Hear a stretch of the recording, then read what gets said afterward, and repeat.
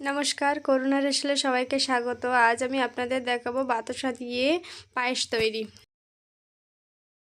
পায়েসের জন্য 1 কাপ দাশাল ধানের চাল নিয়ে নেব। এটাকে ভালোভাবে ধুয়ে জল ঝরিয়ে ফুটন্ত দুধে চালগুলো দিয়ে দেব।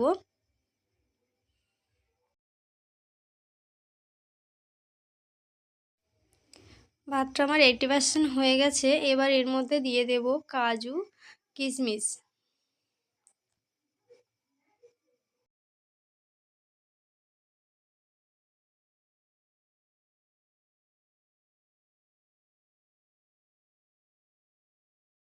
পায়েসটাতে গুড় বা চিনি কিছুই দেব না, আমি দেব বাতাসা। তার জন্য নিয়ে নিয়েছি 1 কাপ বাতাসা। পরে আমি আর 1 কাপ এর সঙ্গে অ্যাড করেছিলাম, আপনারা আপনাদের স্বাদ মতন দেবেন। পায়েসে সুন্দর ফ্লেভার আসার জন্য দিয়ে দেবো 2টো এলাচ।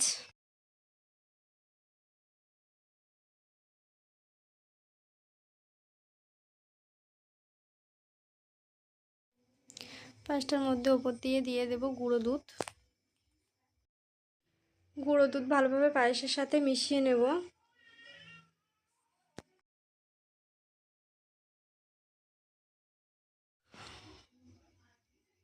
বাতাসা দেওয়ার পর আমার পায়েসের কালারটা দেখুন কত সুন্দর হয়েছে। দেখতে যেমন সুন্দর হয়েছে, খেতেও খুব সুস্বাদু হয়েছিল।